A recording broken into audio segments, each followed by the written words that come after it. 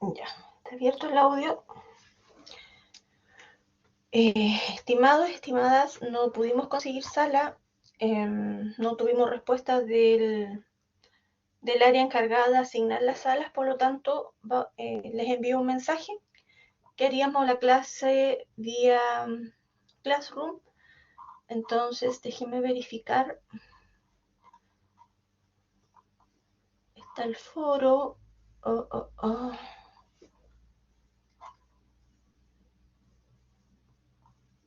Noticias, clase de repaso, se envió esto hoy. No.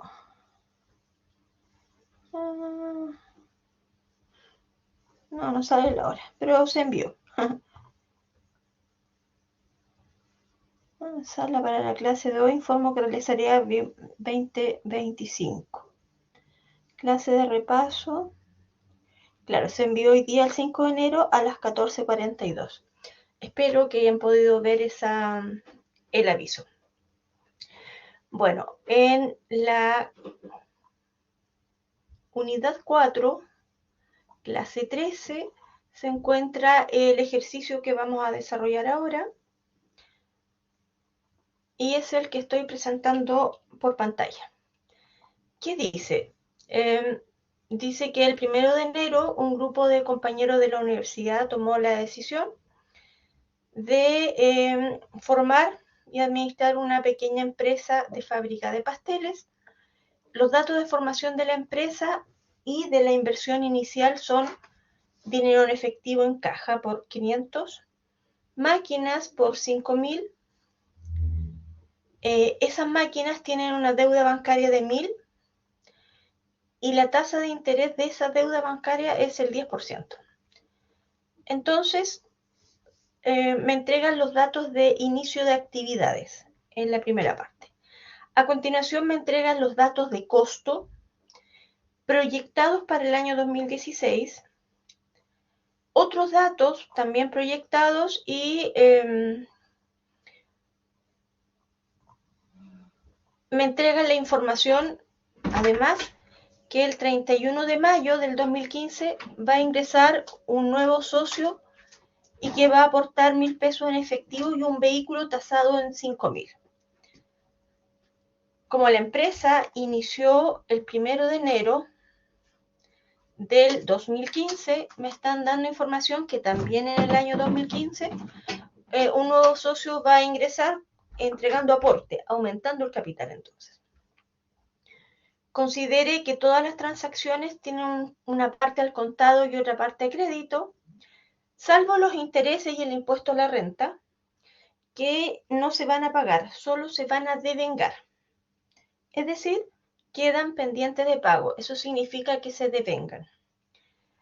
Utilice el costeo absorción cuando se indique y no considere IVA en su cálculo. En realidad eso está de más, lo voy a eliminar. Estos dos datos los voy a ocultar porque a continuación vienen algunas otras indicaciones. Y aquí viene espacio para anotar los datos, si lo estiman necesario. Y lo primero que me piden es que confeccionemos el balance en el inicio de actividades. Voy a dejar aquí la información del inicio de actividades. Y vamos a ir anotando. Entonces, lo primero que me dicen acá, que los activos, o sea, este lado de la ecuación, son caja, vamos a anotar acá caja, por 500, máquinas por 5.000, eso valen las máquinas, pero tienen asociadas las máquinas una deuda, eso es un pasivo que corresponde a préstamos bancarios.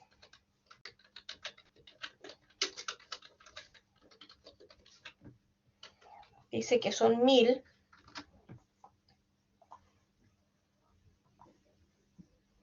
Y tenemos que entregar los antecedentes del capital inicial de la empresa.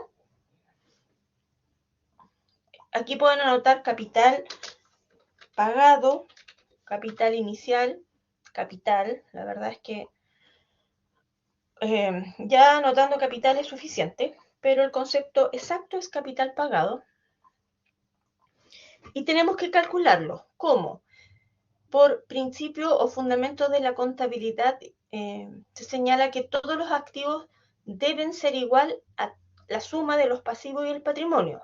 Entonces, ese número de aquí abajo tiene que ser 5.500. Y bueno, ¿cuánto me falta para llegar a esos 5.500? 4.500. Y estos dos valores, repito, tienen que ser iguales. Hicimos lo primero que se solicitaba, que era confeccionar el balance al inicio de las operaciones, 1 de enero del 2015. A continuación me dice, confecciona un estado de resultado que contenga la información desde el 1 de enero hasta el 31 de diciembre del 2015. Ya, entonces aquí vamos a tener que completar toda la información con los datos que nos entregan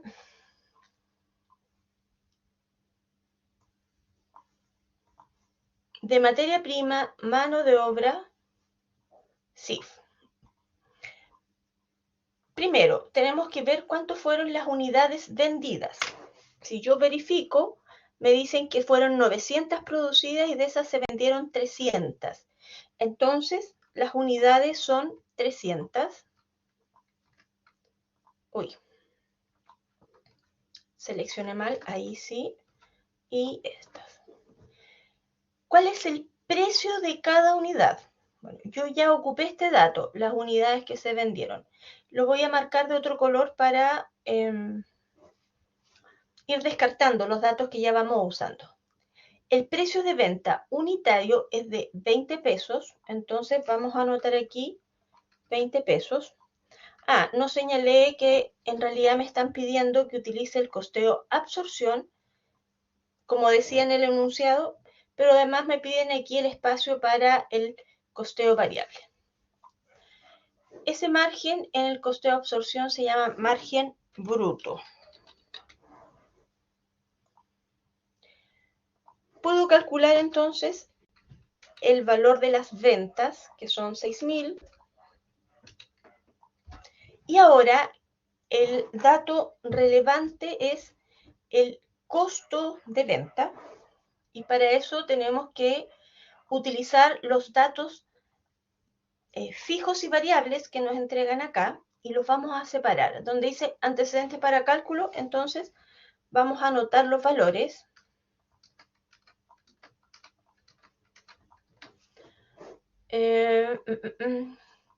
Y vamos a ver cuáles se utilizan en costeo absorción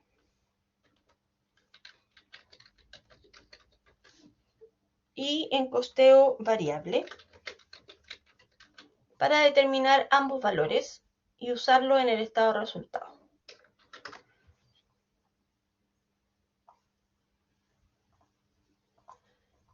No sé si alguien se conectó, pero si alguien se conectó me avisa si tiene dudas o consultas, porque no tengo acceso a ver la pantalla, pero sí pueden usar el audio.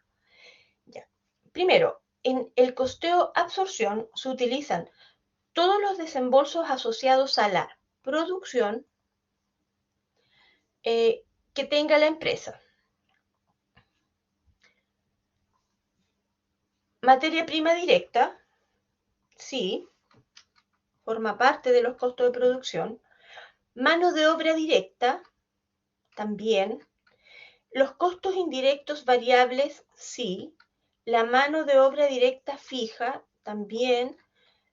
Los costos indirectos fijos de fabricación, también. Y además aquí me dan un dato que no está tan fácil de identificar, pero me hablan de la depreciación de las máquinas. La depreciación de las máquinas son un costo indirecto de fabricación. Entonces voy a anotar nuevamente el concepto, CIF fijos, pero voy a poner entre paréntesis que se trata de la depreciación. Voy a pegar esto como valores para anotar.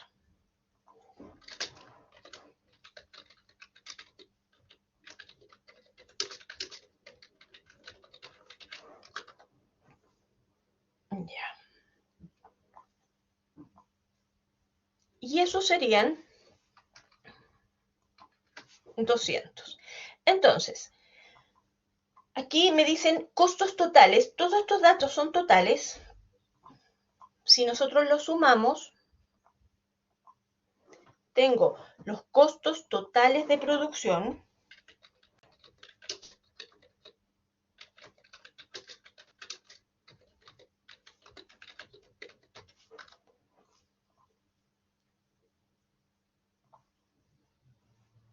vamos a poner aquí destacado con negrito ese valor.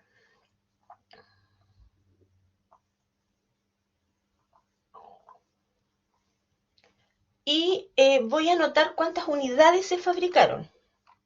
Unidades fabricadas, que es un dato, se fabricaron 900 unidades. Entonces yo puedo obtener el costo unitario de producción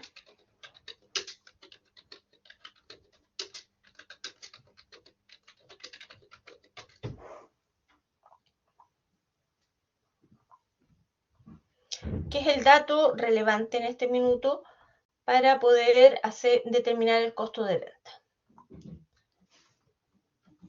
Y lo obtengo dividiendo los costos totales de producción por la cantidad de unidades que se fabricaron, que serían 5 pesos en este ejercicio. Bueno, y estos son unidades, entonces les voy a poner, les voy a agregar la unidad de medida.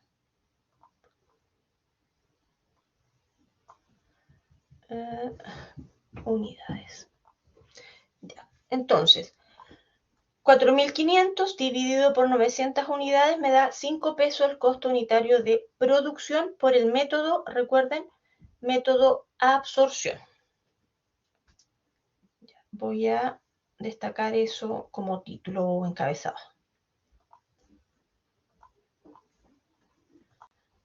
Y estamos listos con el costeo unitario de producción. Ahora, también nos interesa saber cuánto es el costo unitario de venta.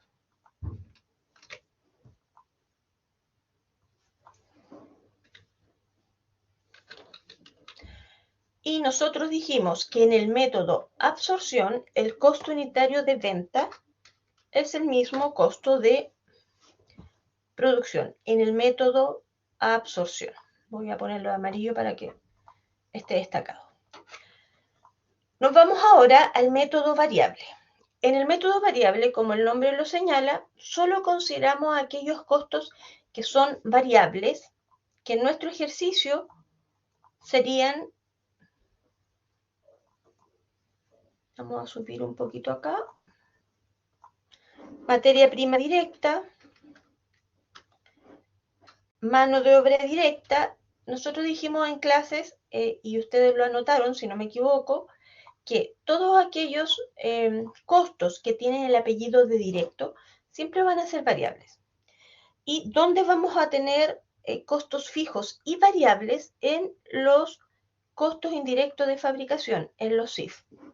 Por lo tanto, voy a considerar ese costo indirecto de fabricación variable, pero la mano de obra directa fija, los CIF fijos y la depreciación no los voy a considerar en este caso. Sumamos.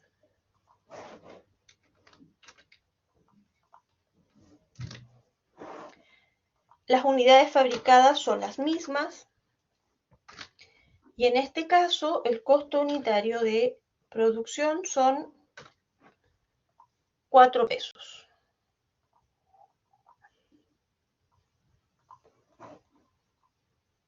El variable lo voy a pintar de otro color, azul.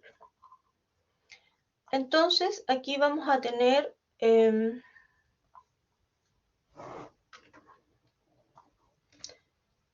costo unitario de producción de 4 pesos y debemos verificar si hay algún costo variable asociado a la venta, como el empaque, por ejemplo, un embalaje especial que lleva nuestros productos. Y tenemos que ver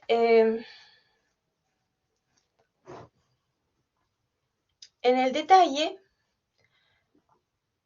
aquí están los elementos del costo, las unidades producidas, depreciación, gasto, esa comisión del vendedor, que es un 5% de las ventas. Si bien es variable, esa variabilidad no tiene que ver con las unidades con la unidad en sí, sino que son ajenas a la unidad. Por lo tanto,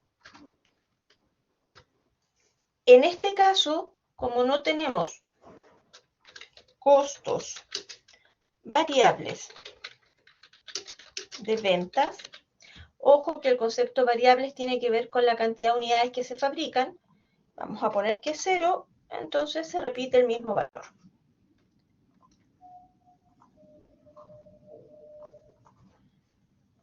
Y estamos listos con el costo unitario de vender. Lo vamos a repetir aquí.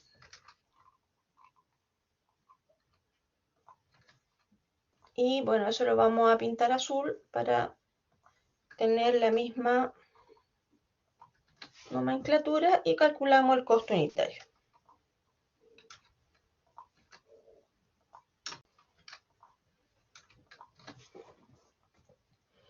Calculamos el margen.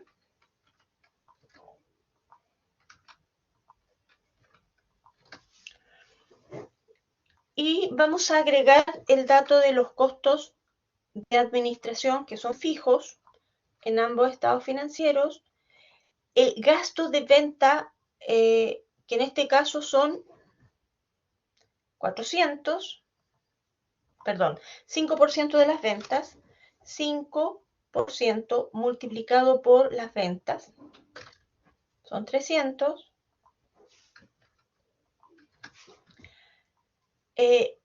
Costo fijo de producción en el método de absorción siempre va a ser 0 porque los costos fijos de producción están sumados aquí en el costo unitario. Pero en este caso sí tenemos costos fijos de producción y los vamos a sumar acá, que serían,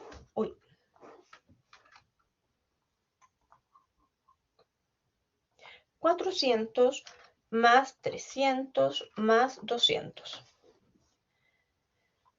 Y aquí voy a agregar un dato que no está el subtotal.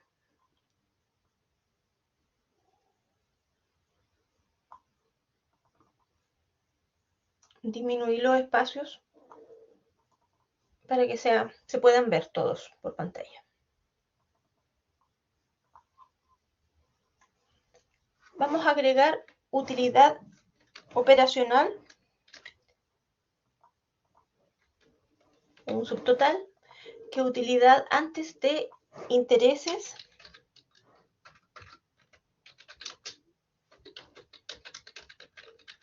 e impuestos. Y nosotros dijimos en clases que también se podía denominar utilidad operacional, para que internalicen el concepto en la próxima evaluación. Ya, en este caso serían 3.800 y acá serían 3.200. Nosotros dijimos que está bien que sean valores distintos. ¿Por qué? Porque estamos costeando los costos fijos de forma distinta, pero que cuando las unidades fabricadas y vendidas son las mismas, la utilidad operacional debería ser la misma. Entonces, fíjense, bueno, lo hice muy rápido. Si yo cambio las unidades que se vendieron de 300 a 900, bajo la premisa que les estoy señalando, estos dos valores tendrían que ser iguales. 3.800 y 3.200 deberían cambiar a ser iguales. Entonces yo voy a cambiar aquí, voy a poner 900, y si ustedes se fijan, esto es una forma de verificar. Efectivamente son el mismo valor. Entonces eso quiere decir que hasta ahí he anotado bien los valores. Podría tener errores, claro, pero no tiene que ver con que se me haya olvidado algún dato. Ahora vienen los intereses bancarios, que en el inicio de actividades dijimos que el préstamo devengaba un interés, entonces tenemos que ver cuál es la tasa de interés del préstamo, lo vamos a anotar acá.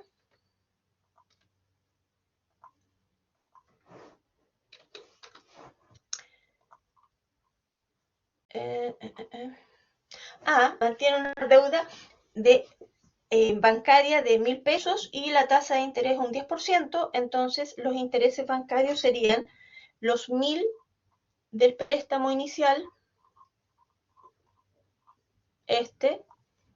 por la tasa del 10%. 100 pesos y en ambos casos es el mismo valor. Por lo tanto, la utilidad antes del impuesto a la renta serían 3.700 y aquí serían 3.100.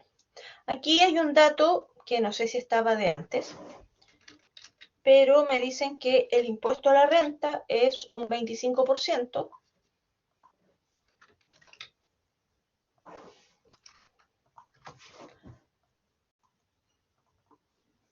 Por lo tanto, lo que hacemos es calcular ese 25 sobre la utilidad antes de impuestos a la renta. Y tenemos el impuesto a rebajar.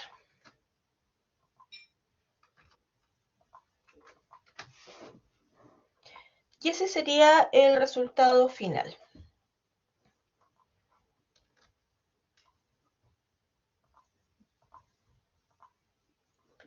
Y aquí tenemos otro subtotal que voy a destacar.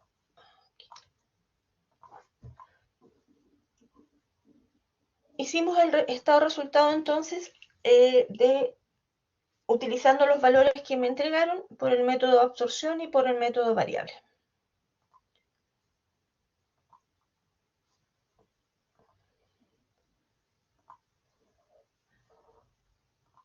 Ya.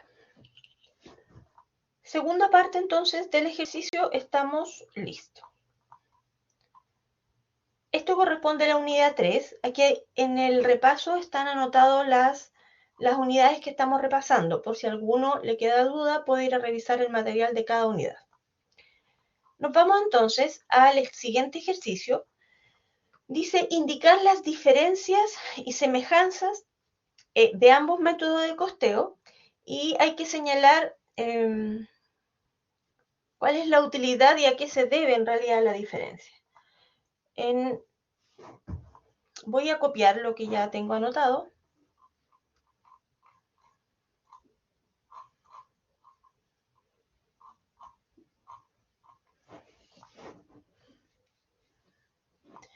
Y se lo voy a explicar para no anotarlo de nuevo.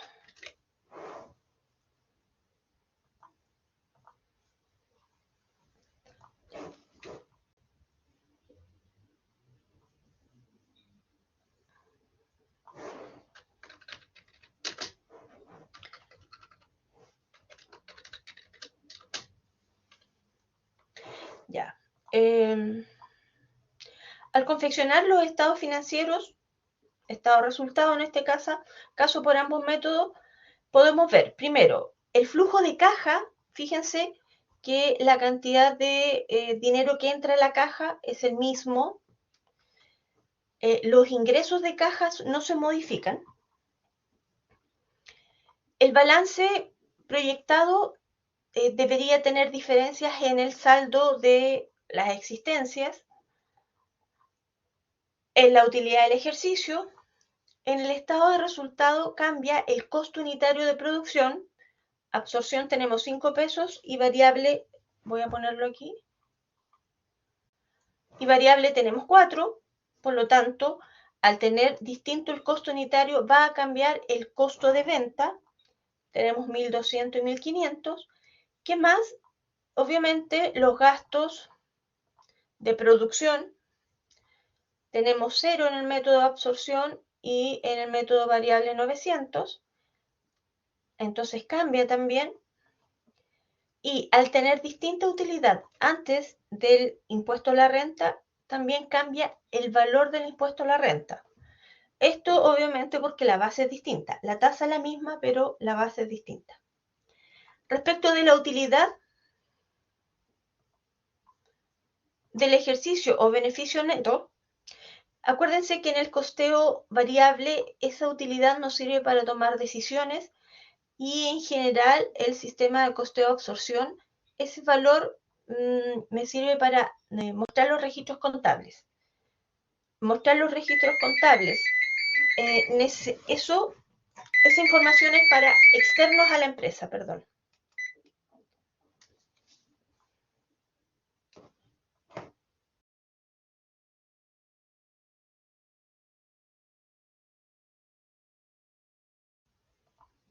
Ya, disculpen, ahí apagué el teléfono.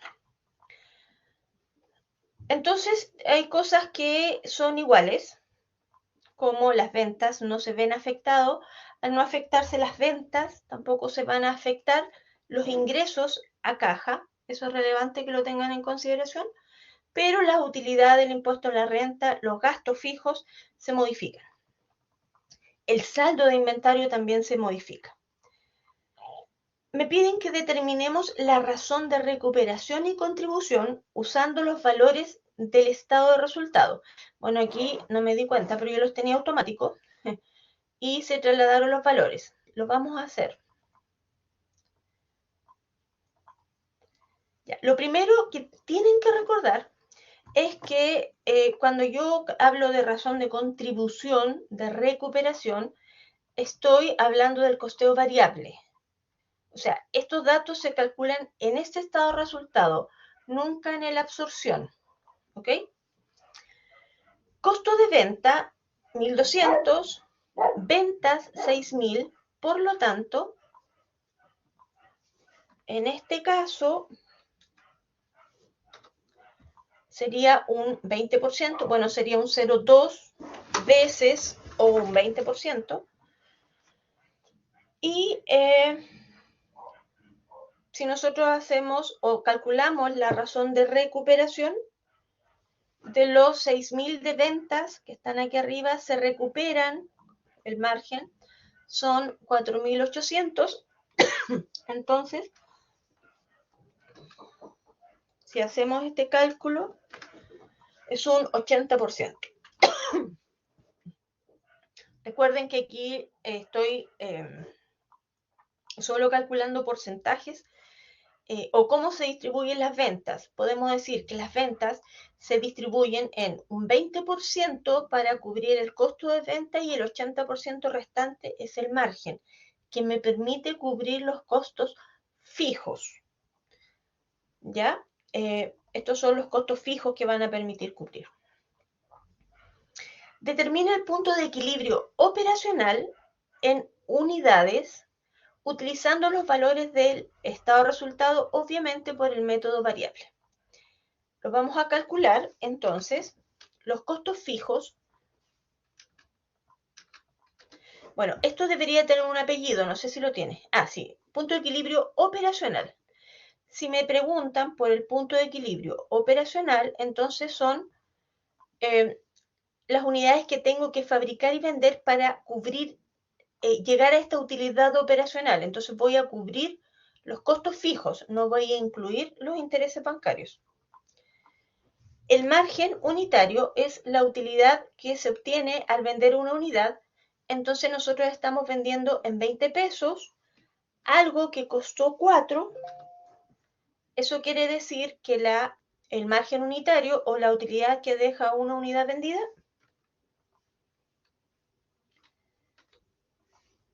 serían 16 pesos. Y recuerden que el punto de equilibrio se calcula en unidades.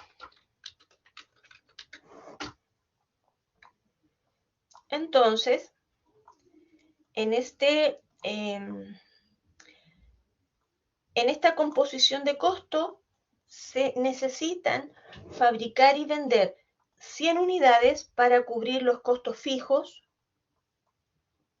Voy a bajar un poquito aquí y mostrar eso.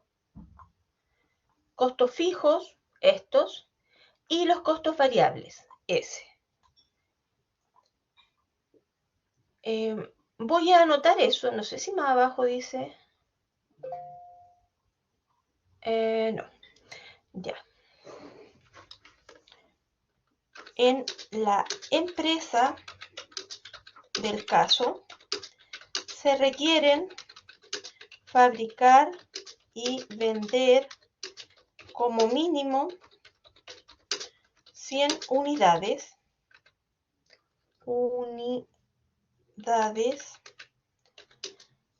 en el umbral de rentabilidad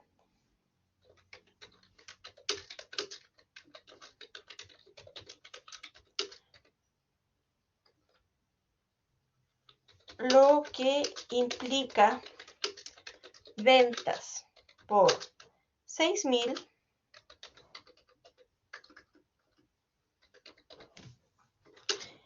que permitirán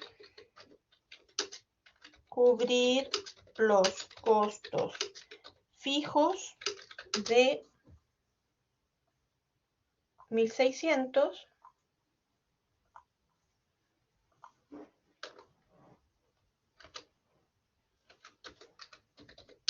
y variables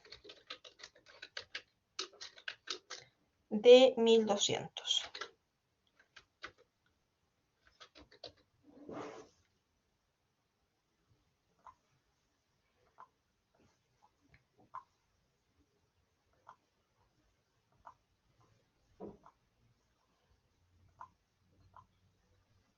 Ya. Si bien no está aquí en el ejercicio, perfectamente yo les podría pedir que confeccionen el estado de resultado en el punto de utilidad, perdón, en el punto de equilibrio. Entonces lo vamos a hacer.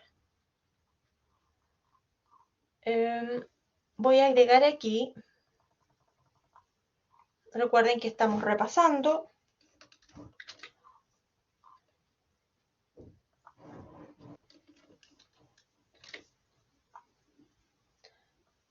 Voy a poner aquí confeccione el estado de resultados en el punto de equilibrio. Okay.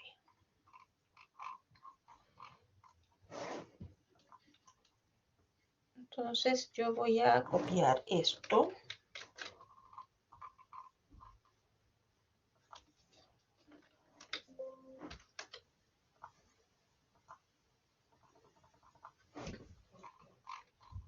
Nuevamente.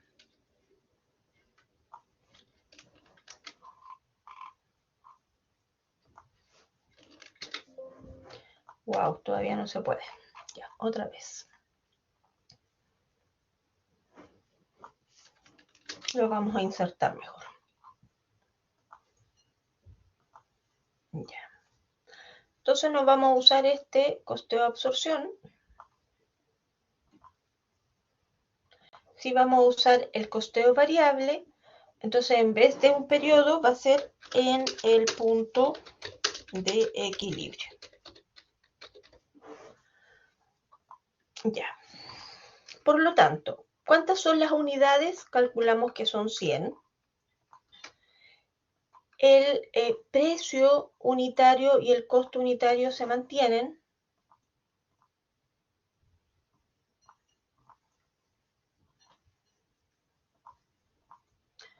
Lo mismo, los gastos de administración, ventas y producción fijos se mantienen. Entonces llegamos a una utilidad operacional de 0. Si yo agrego los intereses, el impuesto a la renta no tenemos porque es impuesto a las ganancias, y en este caso la empresa, considerando solo el punto de equilibrio operacional, tendría pérdida. En vez de utilidad, tendría pérdida del ejercicio. Sería pérdida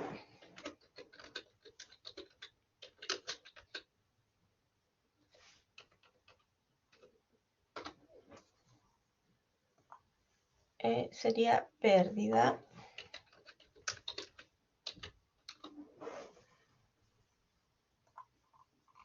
¿Cómo podríamos cubrir eso? Bueno, tendríamos que calcular hacer exactamente lo mismo, pero en vez de calcular el punto de equilibrio operacional, tendríamos que calcular el punto de equilibrio total.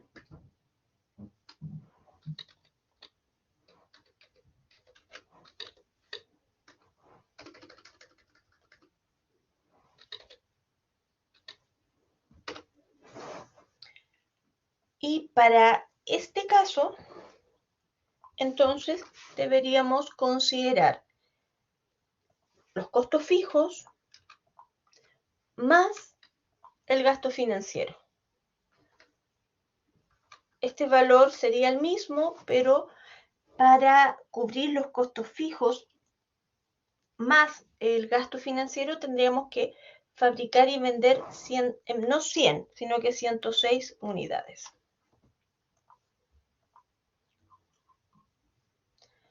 En el punto de equilibrio operacional,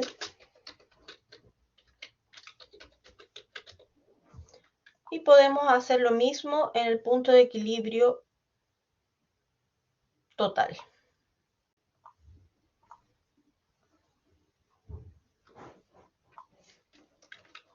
Lo vamos a hacer para que tengan todas las posibilidades de ejercicio. Entonces, las unidades ahora son 106. El precio unitario y el costo unitario son los mismos. Se repiten los costos fijos. Se repite el gasto financiero. Y si ustedes se fijan, no hay utilidad, pero tampoco hay pérdida. Entonces, este sería el punto de equilibrio total.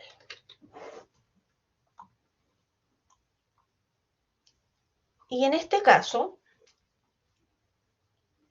en la empresa del caso se requiere fabricar y vender como mínimo 106 unidades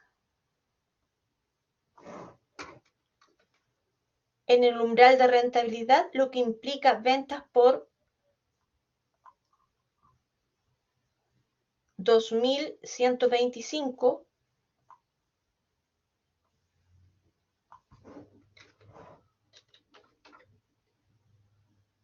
2.125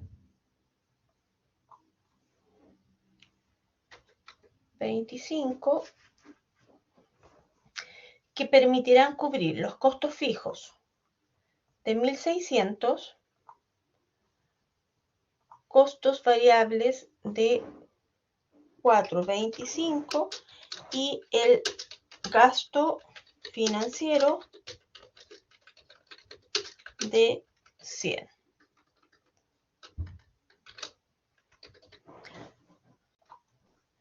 Voy a copiar lo mismo que arriba, pero considerando los otros valores.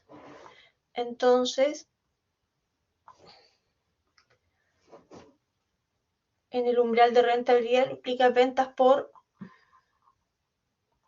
2.000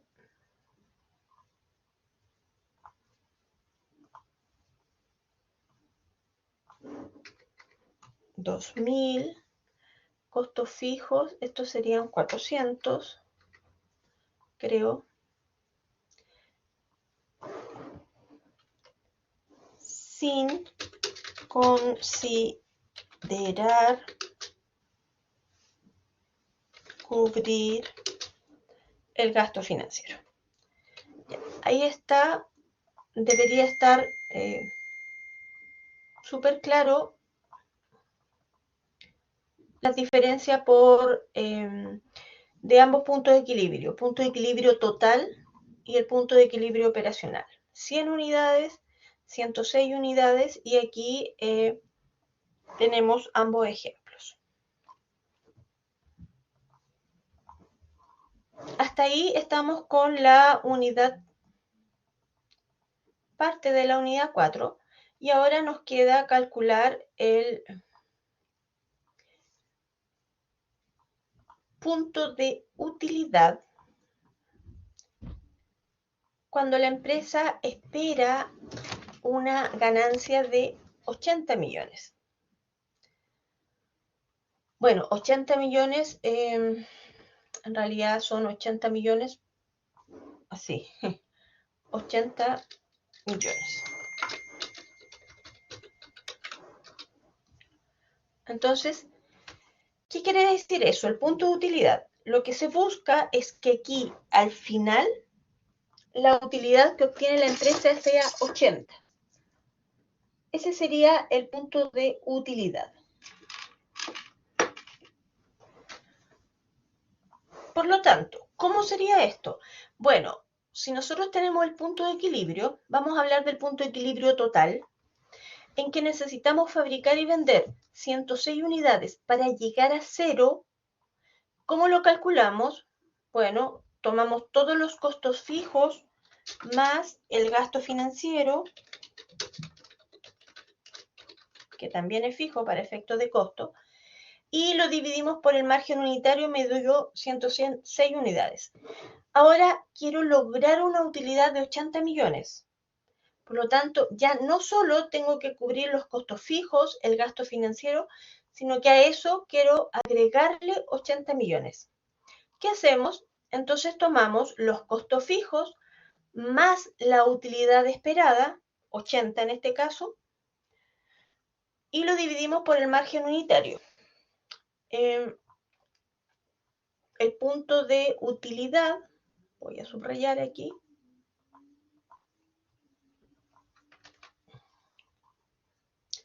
vamos a decir que son costos fijos más el gasto financiero más los 80 millones dividido por el margen unitario.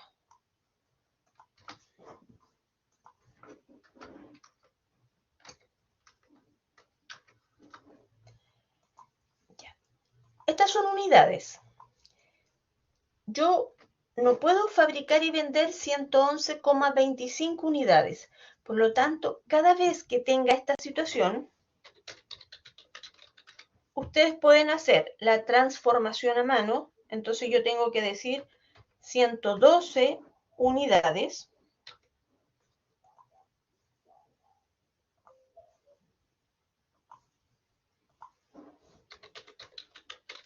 que es lo que acabo de hacer, o podemos usar una fórmula que redondee siempre hacia arriba. Esto es redondear punto más y que no considere decimales, con 0 decimales. Y ahí Excel automáticamente redondea hacia arriba.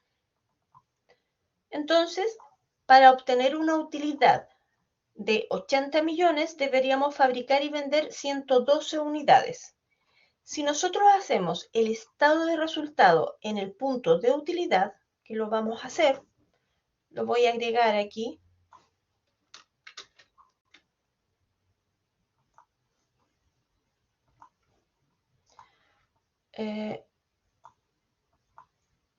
Voy a dejar esto aquí eliminado.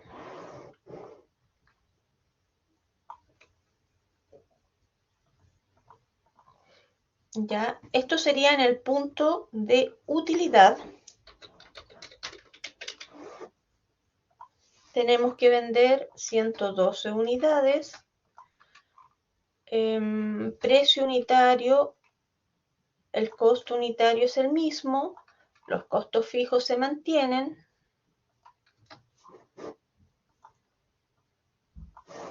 Lo mismo que los 100 pesos del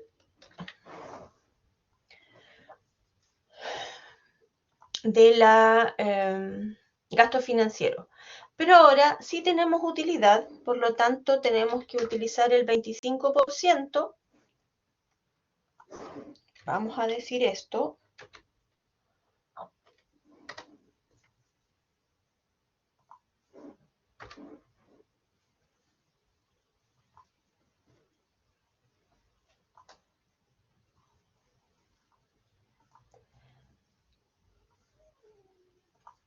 Un segundo.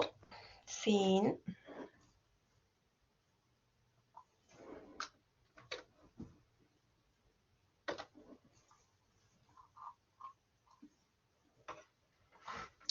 Bueno, aquí la utilidad, como nosotros redondeamos hacia arriba, nos quedó casi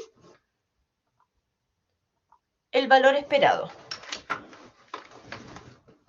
¿Por qué? Porque redondeamos. Si nosotros no hubiéramos redondeado, entonces llegamos al valor exacto. Pero para el caso de nuestro ejercicio es irrelevante eso. Si yo le pidiera el estado de resultado en el punto de utilidad, lo único que cambia es la cantidad de unidades aquí que vamos a fabricar y vender. Explique brevemente los valores determinados en el punto anterior. Bueno, vamos a tomar la misma explicación de aquí arriba. La vamos a pegar aquí.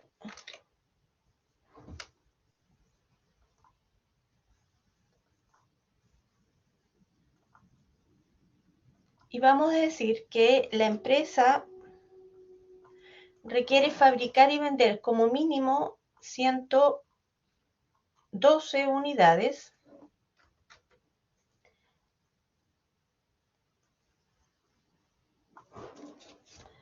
para obtener una utilidad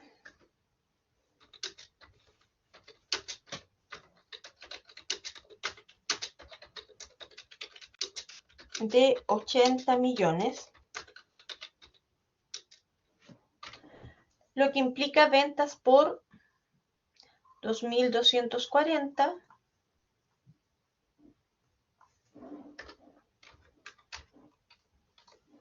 que permitirán cubrir los costos fijos de 1.600, costos variables de 448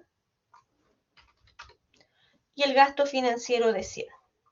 Eso sería la explicación. Ahora, nos solicitan que determinemos el grado de apalancamiento operativo financiero total.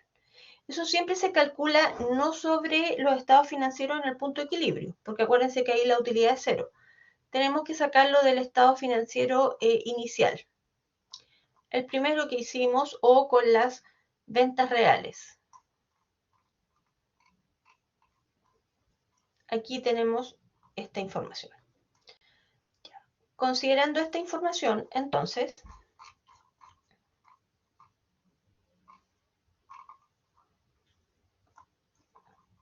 vamos a calcular el grado de apalancamiento operativo, que para eso tenemos que tomar el margen de contribución, recuerden siempre sobre el método variable, dividido por la utilidad operacional, que está aquí, y me va a dar el resultado de 1,5 veces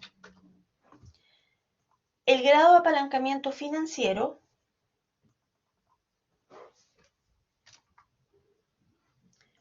que son los 3.200 dividido por 3.100,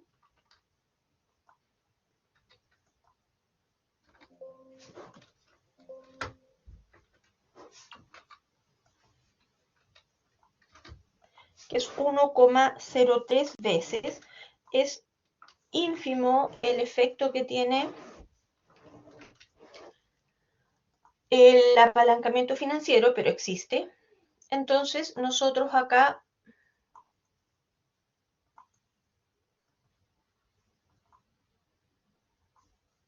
multiplicamos el GAO por el GAF y me da un apalancamiento de 1,55 veces. ¿Qué podemos decir de este valor? Primero, que sí existe apalancamiento, porque ¿cuándo existe? Cuando este es superior a 1, entonces deberíamos, ante la pregunta dice, señale si en la empresa existe apalancamiento. Entonces la respuesta es sí. En la empresa existe apalancamiento, pero además me preguntan por el origen. ¿Existe apalancamiento? Sí, pero el apalancamiento está dado principalmente por el GAO, 1,5 versus 1,03. Este es mayor, por lo tanto, el que tiene más incidencia. Su origen principal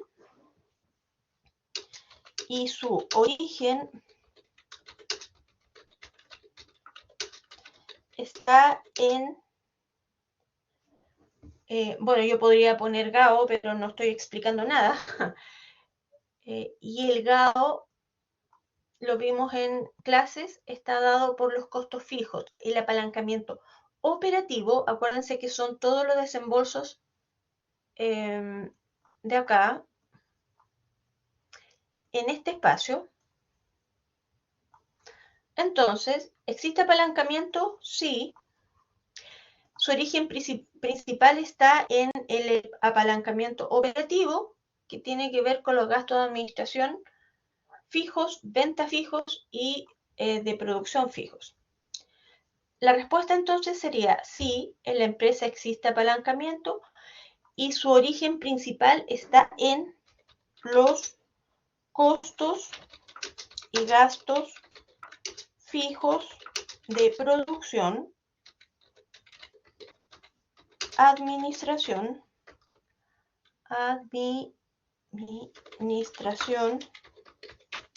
y ventas. Entre paréntesis para ustedes, para que se acuerden, costos y gastos de operación, para que no se olviden. Y tenemos lista esa pregunta que nos pedían responder. Estamos listos. Lo último es considerando el grado de apalancamiento total en la empresa. Apalancamiento total, señala el efecto que tendría en la utilidad neta una disminución del 12% en las ventas esperadas. Ya. Primero, apalancamiento total. Y recuerden que cuando me piden apalancamiento total, el análisis lo tengo que hacer sobre la utilidad neta. Por lo tanto, entonces yo puedo poner acá utilidad neta, lo saco del estado de resultado, repito, variable, siempre variable.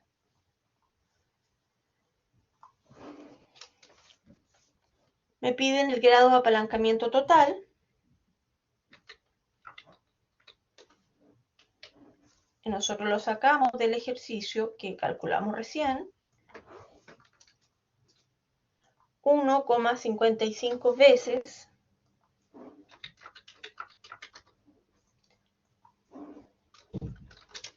efecto en la utilidad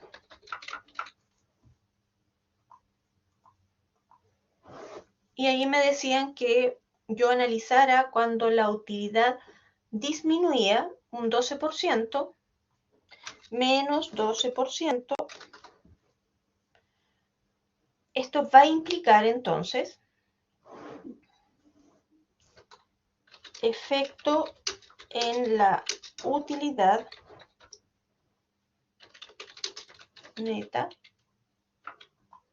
sería, le voy a poner aquí efecto potenciado para que se acuerden.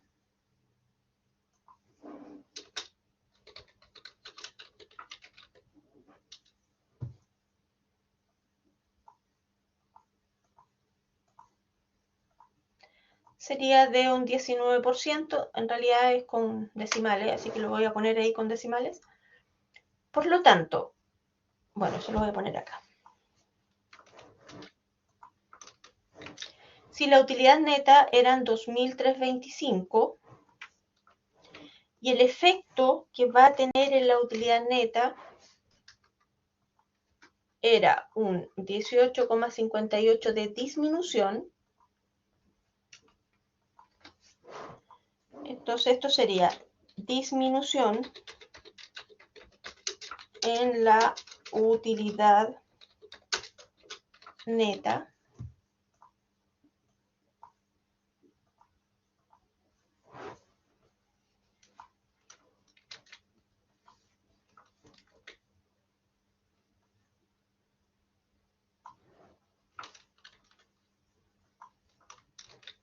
ahí sí, sería de 432 menos, entonces voy a poner utilidad neta proyectada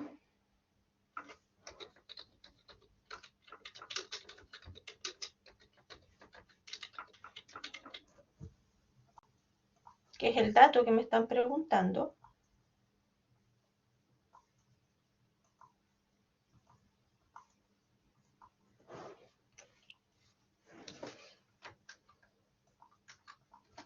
sería 1893 la nueva utilidad que se esperaría. ¿Cuál fue el efecto que tendría en la utilidad neta? Sería de una disminución de 18,58%. Ambos datos son relevantes que lo consideren si yo les pidiera explicar o se solicita analice. ¿Ya? ¿Cómo sería el análisis? Sería si la empresa disminuye un 12% sus ventas para el siguiente periodo, por ejemplo, la utilidad neta proyectada disminuiría un 18,58%. Ese sería el efecto. Si nosotros hacemos exactamente lo mismo, pero considerando, por ejemplo, un incremento del... Voy a poner acá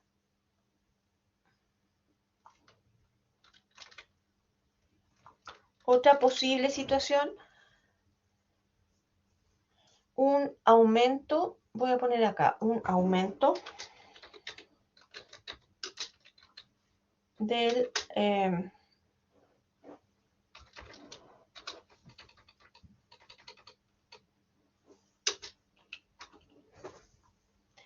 entonces nosotros tendríamos grado de apalancamiento total 1,55 veces.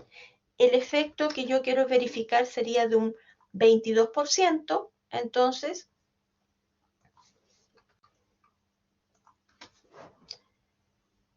implicaría un incremento no de 22, sino que un 34,06% por el efecto potenciador que tienen el grado de apalancamiento total y financiero, lo que implica un aumento, en este caso,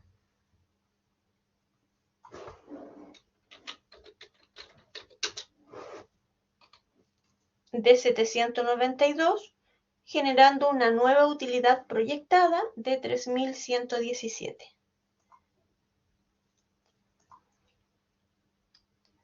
Bueno, y aquí sí repasamos todos los contenidos que vimos la última clase, que fue el día miércoles.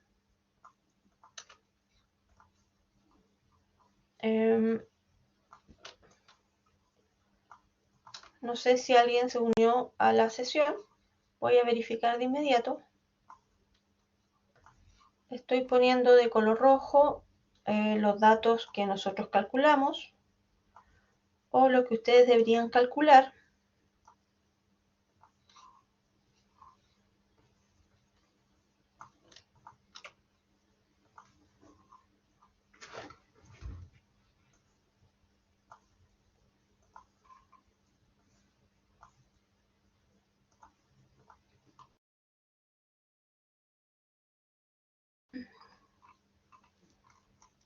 Agregué información de la que ya habíamos trabajado.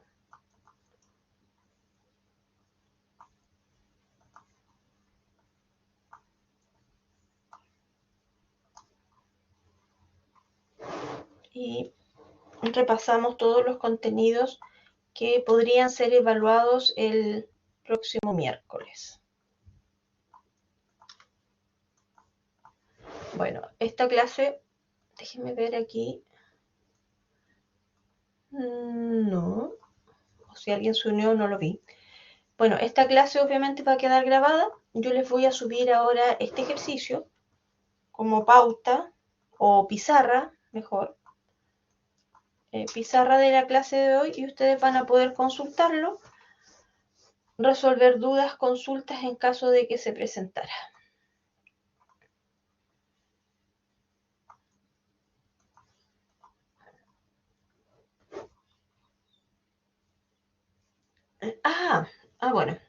Aquí hay un antecedente que no usamos, que podría ser, se solicita el balance, lo voy a agregar.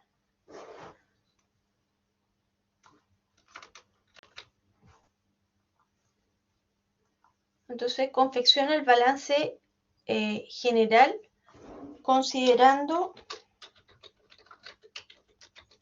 el nuevo aporte del el aporte del nuevo dueño, del nuevo socio. Ya, entonces nosotros ya teníamos ese balance y estoy poniendo situaciones que podríamos presentar.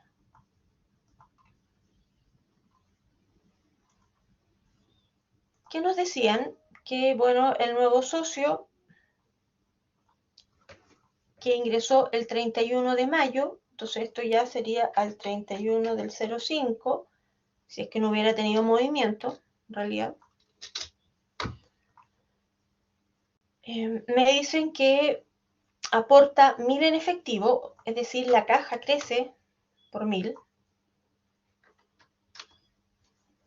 El capital pagado, que era 4500, también va a aumentar y además aporta un vehículo por 4000.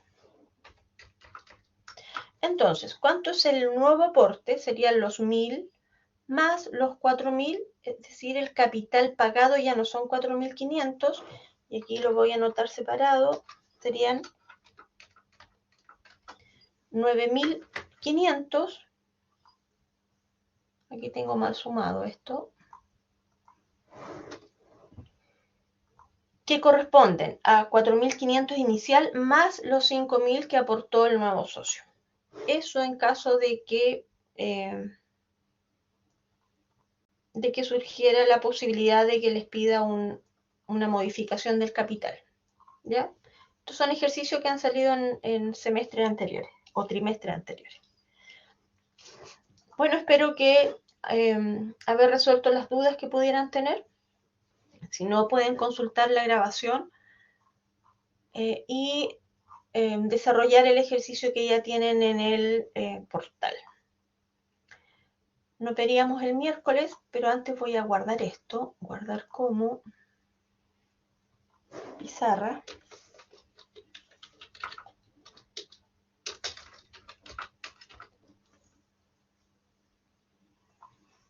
Ya, vamos a borrar este porque en realidad esa pauta tiene mucho menos información de la que vimos ahora, le agregamos muchas situaciones.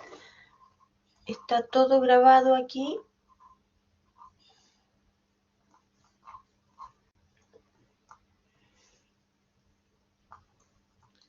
Datos.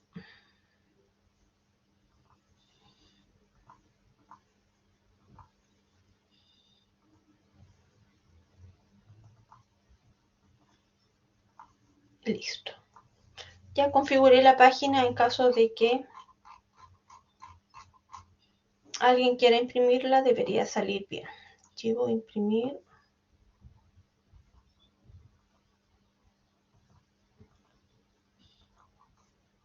Listo.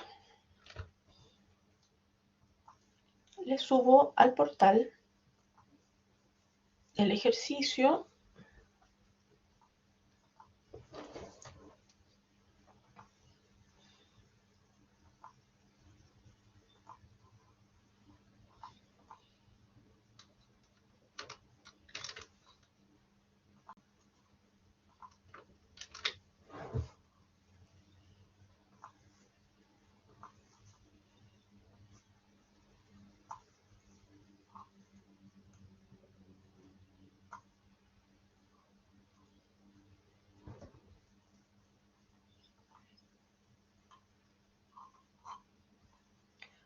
Listo.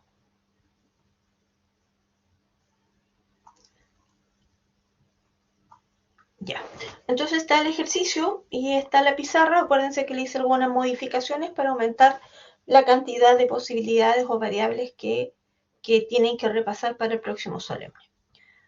Así que estaríamos ok, quedó todo en el portal. Voy a dejar de grabar aquí